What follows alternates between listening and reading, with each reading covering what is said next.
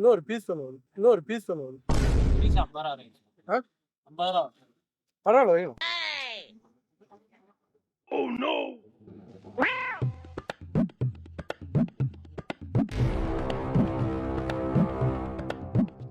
ஒரு பார்சல் ஒன்று வைக்கலாம். பார்சல்.